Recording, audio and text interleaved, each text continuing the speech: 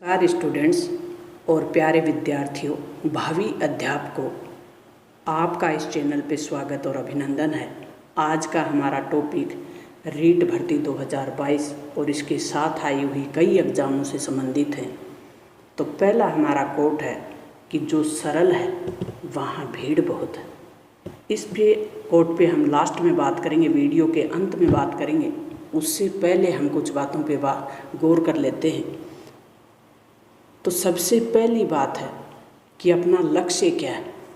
आपको अपना लक्ष्य पे ध्यान देना है कि यदि आप रीट 2022 के विद्यार्थी हैं तो आप रीट 2022 में अपनी सीट पक्का करना चाह रहे हैं या नहीं चाह रहे। पहला लक्ष्य आपका ध्यान रखें।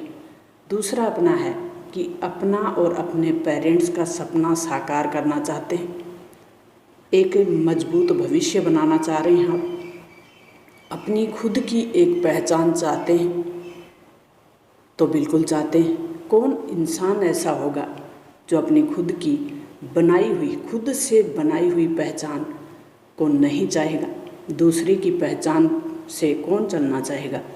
तो ज़रूर अपनी खुद की एक पहचान बनाना चाहते हैं, अपनी एक सीट पक्का करना चाह रहे हैं, ये अपने लक्ष्य होना चाहिए। माता पिता अपने खुद का नाम रोशन करना चाह रहे हैं। तो अब समझ में नहीं आता बाधा। अब बाधा क्या है? सबसे बड़ी बाधा हमारे सामने आती है कि समझ में नहीं आता कि रीट 2022 करें या सेकंड ग्रेड करें या फर्स्ट ग्रेड करें, क्योंकि सेकंड ग्रेड के भी फॉर्म सरकार ने भरवा लिए, आरपीएससी ने भरवा लिए, और फर्स्ट ग्रेड के भी फॉर्म। तो एग्ज़ाम कौन सी दें? क्योंकि ज़्यादातर बच्चे एमए फाइनल में हैं या एमए कर चुके, तो वो फर्स्ट ग्रेड भी देना चाह रहे हैं, साथ ही रीट की भर्ती भी है, सेकंड ग्रेड भी देना चाह रहे हैं। तो क्या करें क्या नहीं करें, कैसे पढ़ें, क्या पढ़ें और कब पढ़ें, ये बड़ी दुविधा है कि कैसे पढ़ें, कब पढ़ें, क्या पढ़ें। फर्स्ट ग्रेड करें, सेकंड ग्रेड करें या रीट करें। तीन भर्तियां बीएड किए हुए छात्रों और एमए किए हुए छात्रों के सामने सबसे बड़ी बाधा है। ऑनलाइन पढ़ें या ऑफलाइन पढ़ें, क्योंकि ऑनलाइन के भी कई माध्यम हैं। तो क्या ऑनलाइन पढ़ें, क्या ऑफलाइन पढ़ें, ये भी दुविधा है। कोई कह देता है ऑनलाइन पढ़ें, कोई कह देता है ऑफलाइन पढ़ें। फिर जो चौथा पॉइंट है अपना बाधा के रूप में, अपने आप को मानसिक रूप से मजबूत और स्वस्थ और सकारात्मक कैसे रखें। क्योंकि वर्तमान की जो भर्तियां हैं इस तरीके से हैं कि बच्चा तैयारी करता है, पेपर आउट हो जाते हैं। पेपर आउट और लीक का जो मामला है वो बच्चों को अंदर से तोड़ देता है। ये स्वाभाविक है कि वो मानसिक रूप से मजबूत कैसे रहे। अब कहना सरल है लेकिन करना सरल नहीं है, और काम है वो करने से होगा, कहने से नहीं होगा, और ना ही सुनने से होगा। तो करना पड़ेगा। आई कैन डू इट, मैं कर सकता हूँ। आई कैन डू इट, इस अपने कोट के साथ हम आगे बढ़ेंगे और अपनी रणनीति क्या हो इस पे बात करेंगे। अब समस्या बाधा पे हमने बात कर ली, अपने लक्ष्य पे बात कर ली। सब अपनी सीट पक्का करना चाह रहे हैं, बिल्कुल सही है। सब अपने पेरेंट्स का और अपने खुद का नाम रोशन करना चाह रहे हैं, बिल्कुल सही है। सब बच्चे अपना खुद का वजूद बनाना चाहते हैं, बिल्कुल सही है। लेकिन इसके लिए करें क्या? फर्स्ट ग्रेड करें, सेकंड ग्रेड करें या रीट करें। अब हमारे पास 3 प्रकार के विद्यार्थी हैं। जो रीट में अब बैठने वाले जो विद्यार्थी हैं वो 3 प्रकार के विद्यार्थी हैं। तो 3 प्रकार के विद्यार्थियों के लिए स्वाभाविक है कि एक जैसी टिप्स बिल्कुल भी नहीं हो सकती, क्योंकि विद्यार्थी 3 प्रकार के हैं। तो सबको एक ही कह दे कि आपको ऐसा करना है तो वो सही नहीं है। जो विद्यार्थी, पहले हम देख लेते हैं कि विद्यार्थी कौन से प्रकार के हैं। जो विद्यार्थी अभी बीएड फाइनल ईयर में है वो भी इस एग्ज़ाम को देंगे, रीट वाली को। और जो विद्यार्थी सेकंड ग्रेड जो पीछे रीट हुई है उसमें कुछ ही परसेंटेज से पीछे रह गए, यानी 5 से 7% से पीछे रह गए हों, और कुछ विद्यार्थी यानी तीसरी कैटेगरी में हम उन विद्यार्थियों को लेंगे जो 5 से 7 नंबरों से पीछे रह गए, यानी अध्यापक बनते बनते वो किनारे पे रह गए। तो ये पक्का है कि आप भावी अध्यापक हो। ये तो मान के चलो कि आप भावी अध्यापक हो, मेरी शुभकामना आपके साथ है। लेकिन इसका मतलब ये नहीं है कि ऊपर की 2 कैटेगरी वाले अध्यापक नहीं बन सकते, बिल्कुल बन सकते हैं। इनके लिए भी हम बात करेंगे, लेकिन सबसे पहले हम तीसरे नंबर की कैटेगरी पे बात करेंगे कि जो बच्चे कुछ ही नंबरों से पीछे रहे हैं तो वो क्या करें। तो अब जो टिप्स है उस पे बात करेंगे। टिप्स बड़ी ही सरल है और लगभग बच्चों को पता होती है, लेकिन काम करने से होता है, कहने से और सुनने से नहीं होता।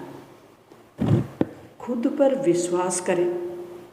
खुद पे विश्वास बहुत ज़रूरी है कि मैं कर लूँगा और मैं कर लूँगी।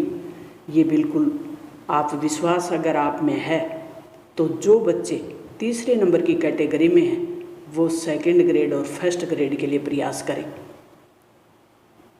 इसका मतलब ये नहीं है कि जो 1st और 2nd श्रेणी में जिन बच्चों को अपन ने विभाजित किया वो नहीं कर सकते, ऐसा नहीं है। ये लोहे की लकीर नहीं है, मैं कोई ब्रह्मा जी नहीं हूँ। कोई भी कर सकता है, अगर ठान ले तो कुछ भी असंभव नहीं है। कुछ भी असंभव नहीं है, ये आप नोट करें। दूसरा अपना है कि पढ़ना कैसे, ऑनलाइन पढ़ें, ऑफलाइन पढ़ें, या हम सेल्फ स्टडी करें, या गांव में पढ़ें या शहर में पढ़ें। ये हर बच्चे के लिए एक जैसा नहीं हो सकता, क्योंकि हर बच्चे की परिस्थितियाँ, घर का माहौल एक जैसा नहीं होता। आप अपने घर के माहौल को, अपनी क्षमता को नोट करें, उसी के अनुसार पढ़ें। आप ऑनलाइन पढ़ें चाहे ऑफलाइन पढ़ें, लेकिन आपका ध्यान सिर्फ पढ़ाई में होना चाहिए। ऑनलाइन भी अगर आप पढ़ रहे हैं तो यूँ नहीं कि इंस्टा पे बहुत टाइम ख़राब कर दिया, जो फेसबुक है उस पर बहुत टाइम ख़राब कर दिया, ऐसा नहीं होना चाहिए। सिर्फ एजुकेशन से या कोई जो कॉन्सेप्ट है उसको क्लियर करने के लिए ऑनलाइन का आप सहारा ले सकते हैं। लेकिन ज़्यादा मैं अपने एक्सपीरियंस से, मैं अपने अनुभव से आपको राय देना चाहूँगी कि आप सबसे ज़्यादा जो वरीयता दें वो दें सेल्फ स्टडी को। किताबों से प्रेम करें। किताबें खुद बोलती हैं, क्योंकि किताबें दिमाग को जीवित करती हैं। क्योंकि जो मैटर है इकट्ठा अपन को मिल जाए, फैक्ट मिल जाए तैयार किए हुए, उनकी बजाय अगर हम किताब पढ़ते हैं तो हमारा दिमाग ज़्यादा क्रिएटिव सोचता है, ज़्यादा जिंदा हो जाता है, ज़्यादा सोचने की क्षमता हमारी बढ़ जाती है। तो मैं अपने स्टडी, जो सेल्फ स्टडी है, इसको ज़्यादा महत्व देती हूँ। ये मेरा एक्सपीरियंस है। तो एक्सपीरियंस किस आधार पे कहें, क्योंकि मैंने 3rd ग्रेड और 2nd grade 3rd grade RPSC, 2nd grade RPSC, 1st grade RPSC, HM exam 2013 और प्रेजेंट में मैं असिस्टेंट प्रोफेसर के लिए रिटन एग्ज़ाम 2014 और 2020 दोनों क्लियर कर चुकी हूँ। तो मैं अपने एक्सपीरियंस के आधार पे कह रही हूँ। और मैंने अपनी स्टडी पूरी विवाहित जीवन में, कहें कि गृहस्थ जीवन में की है, तो विकट परिस्थितियों में और चुनौतियों के बीच की है। तो कुछ भी असंभव नहीं है अगर आपने ठान लिया तो। अपने सपनों को साकार करने के लिए अगर आपने ठान लिया है तो कुछ भी असंभव नहीं है। प्रकृति आपके सामने चुनौती फेंकेगी। चुनौती को आप कितना स्वीकार कर पाते हैं, उन चुनौतियों से कितना लड़ पाते हैं, सबसे पहली परीक्षा आपकी यही है। आप शहर में पढ़ें, गांव में पढ़ें, आपके पास जो संसाधन है, मैं कहूँगी उनका आप ज़्यादा से ज़्यादा उपयोग करें। यूँ नहीं सोचें कि उसके पास इतनी किताबें हैं, उसके पास इतना मैटर है, उसके पास इतने नोट्स हैं, उसके पास ये है, मेरे पास कुछ भी नहीं है। आप किताब मांग के पढ़ सकते हैं, आप किताब खरीद के पढ़ सकते हैं, आप नोट्स खरीद के पढ़ सकते हैं, आप नोट्स मांग के पढ़ सकते हैं। मैंने ज़्यादातर अपनी किताबें मांग के पढ़ी हैं, इसमें कोई शर्म की बात नहीं है, क्योंकि मेरे पास इतना टाइम नहीं होता था कि मैं किताब खरीद लाऊं और फिर उनको पढ़ पाऊं।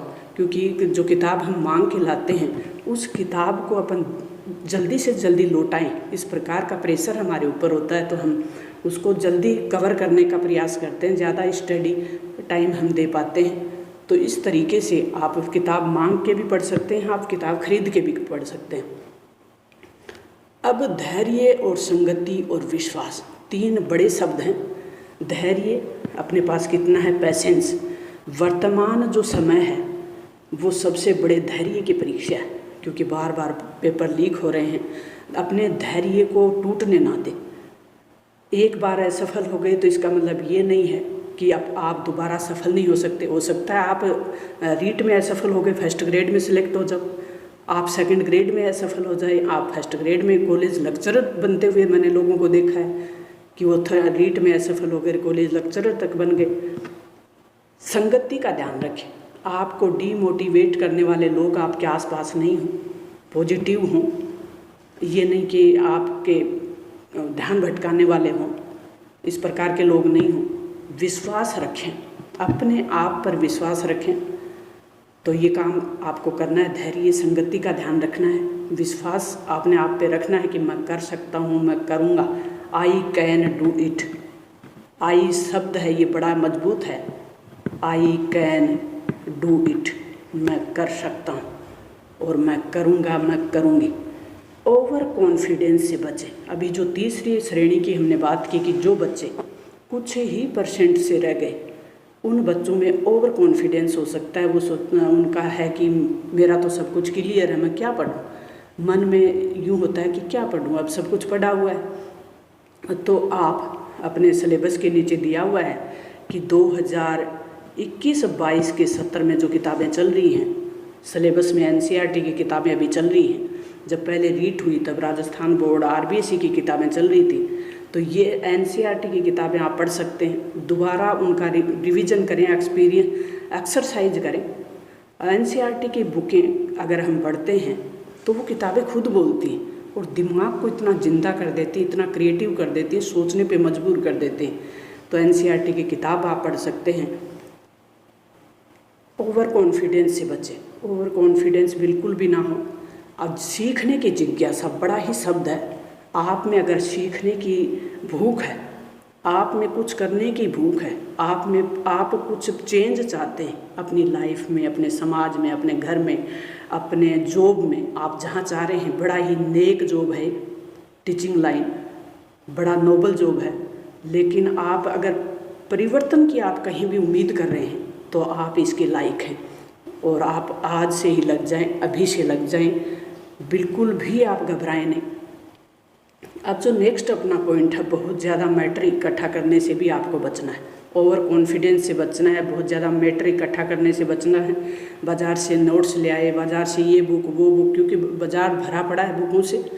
तो बहुत ज़्यादा मैटर इकट्ठा ना करें, इतना ही करें जितना आप पढ़ सकें। अपनी क्षमता को नोट करें, अपने माहौल को नोट करें, अपनी परिस्थितियों को नोट करें और परिस्थितियों से घबराएं नहीं, पॉजिटिव रहें, सकारात्मक और पॉजिटिव। पहला सबसे ज़्यादा ध्यान देने वाला है।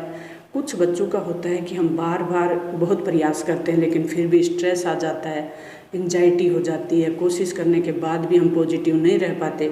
तो स्वाभाविक है आज के टाइम में जो बार बार जो पेपर लीक वाला मामला हो रहा है, लेकिन ये सिस्टम का हिस्सा है, किसी का इस पे जोर नहीं है। तो सिस्टम का हिस्सा जो चीज़ है वो, उसमें कुछ गड़बड़ियाँ चलती रहेंगी इस तरीके से।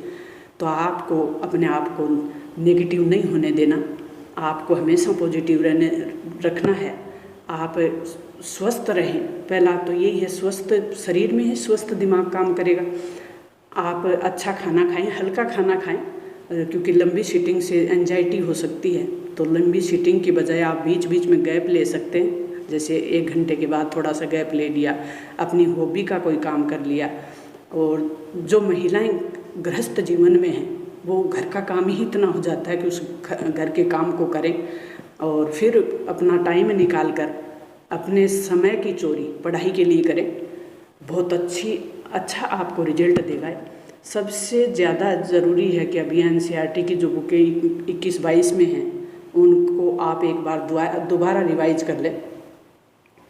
अब है अपना कि सब कुछ याद भी है, बहुत कुछ याद भी है। नहीं, सब कुछ तो किसी को याद नहीं हो सकता, कोई परिपूर्ण हो ही नहीं सकता। और होने का प्रयास अगर प्रयास भी करें तो प्रकृति होने नहीं देती है। इस बात को आप ध्यान रखें कि प्रकृति किसी को भी परिपूर्ण नहीं होने देती, वो संतुलन बना के रखती है। तो कोई भी परिपूर्ण नहीं है। आप दूसरे से कंपटीशन ना करें, खुद से करें। ये ना माने कि उसको तो बहुत कुछ आता, मुझे कुछ आता ही नहीं। सबसे पहले तो इसका ध्यान रखें। आप जो एग्ज़ाम हॉल में जा रहे हैं, आप बिल्कुल अपने आप में ध्यान रखें इधर उधर की बातों में बिल्कुल ध्यान नहीं रखें, क्योंकि सोशल मीडिया सक्रिय हो जाता है पहले दिन से। ये पेपर वो पेपर, ये आउट वो आउट, इस पे बिल्कुल ध्यान नहीं दें। वो पेपर खुला, ये पेपर बंद। आपको इन सब चीज़ों में बहुत ज़्यादा इन्वॉल्व अपने आप को नहीं करना। आपको ध्यान अपने खुद पे देना है। आप योग कर सको तो बहुत अच्छी बात है, क्योंकि योग में वो ताकत है जो आपको एक स्टूडेंट लाइफ में बहुत योगदान देता है। योग ध्यान जो भी आप कर सको, आधे घंटा 1 घंटा, लेकिन ना भी कर सको तो थोड़ी बहुत एक्सरसाइज, या जो बच्चे गृहस्थ जीवन में हैं, गृहस्थ जिम्मेदारियों में हैं, वो तो अपने आप ही योग हो जाता है उनका। अब जो अपना टॉपिक है वो शुरू में हमारा एक कोट था कि जहाँ सरल है वहाँ भीड़ बहुत है। तो आप इस बात का ध्यान रखें, क्योंकि जो चीज़ सरल लगती है वहाँ भीड़ ज़्यादा होती है, लोग ज़्यादा कंपटीशन में भाग लेते हैं। तो आप ये ना समझें कि सेकंड ग्रेड जो पद है वो उसके लिए कंपटीशन हार्ड है, या फर्स्ट ग्रेड के लिए कंपटीशन हार्ड है। कंपटीशन में जितने छोटा एग्ज़ाम है उसमें उतनी ही ज़्यादा भीड़ है, उतने ही जो अपने कंपटीशन प्रतिद्वंदी हैं वो ज़्यादा हैं। तो इस बात को तो बिल्कुल आप दिमाग से निकाल दें, सरलता की ओर न जाएं। जो काम कठिन लगता है उसको करने में मज़ा ही अलग है, और आप कठिन काम को चुनें। फिर अपने जीवन में संघर्ष करें, और संघर्ष जीवन का एक हिस्सा है। जैसे पेपर लीक सिस्टम का एक हिस्सा है, भ्रष्टाचार सिस्टम का एक हिस्सा बन चुका है, वैसे जीवन का हिस्सा है वो संघर्ष है। संघर्ष करना पड़ेगा, तो संघर्ष से जीवन निखर के आता है। आप संघर्ष करें, आपकी सफलता आपका कदम चूमेगी, ये मेरा विश्वास है। तो आप बड़े धैर्य के साथ, पेशेंस के साथ, पॉजिटिविटी के साथ आगे बढ़ते रहें और कंपटीशनों की तैयारी करते रहें। रीट की करें, आपकी क्षमता के अनुसार सेकंड ग्रेड की करें, फर्स्ट ग्रेड की करें, जैसा भी ऊपर बताया। आपको अगर इससे मदद मिले तो अपने दोस्तों के साथ शेयर करें, खुद भी बढ़ें, दूसरों को आगे बढ़ाने में मदद करें। चैनल को सब्सक्राइब कर लें। मिलते हैं नेक्स्ट वीडियो में अपने इसी चैनल पे कक्षा 6 से 12 तक के राजस्थान अध्ययन के जो ऑथेंटिक बुक चल रही है अभी अपने 21-22 के सिलेबस में, उसका सरल और सहज भाषा में विश्लेषण करवाया हुआ है। आपको सही लगे तो वो भी देख सकते हैं। मिलते हैं नेक्स्ट वीडियो में, तब तक ऑल द बेस्ट। थैंक